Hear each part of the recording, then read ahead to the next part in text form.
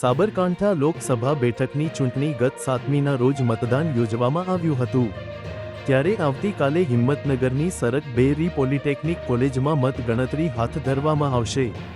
2326 મતદાન મથકોના ઈવીએમના મતોની ગણતરી હાથ ધરવામાં આવશે। મતગણતરી માટે 2000 સ્ટાફ ફરજ પર હાજર રહેશે તો 3 લોઅર પોલીસ બંદોબસ્ત ગોઠવવામાં આવ્યો છે। મતગણતરી કેન્દ્ર પર મોબાઈલ લઈ જવા માટે કડક પાબંદી લગાવવામાં આવી છે। તો ન્યૂ એકેડેમિક બિલ્ડિંગના 9 રૂમમાં 14 ટેબલો પર મતગણતરી હાથ ધરવામાં આવશે।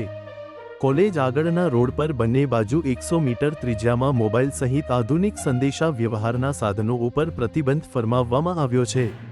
તો મતગણતરી કેન્દ્ર પર ઉમેદવારના ચૂંટણી એજન્ટ, મતગણતરી એજન્ટ, કામગીરી સાથે સંકળાયેલ અધિકારી, કર્મચારી સિવાયની વ્યક્તિને પ્રવેશ અપાશે નહીં। આવતીકાલ મતગણતરી બાદ જ ખબર પડશે કે ભાજપ કે કોંગ્રેસનો ઉમેદવાર મેદાન મારે છે। બ્યુરો રિપોર્ટ અલ્તફ લુહાર, પ્રકોપ ન્યૂઝ, હિંમતનગર।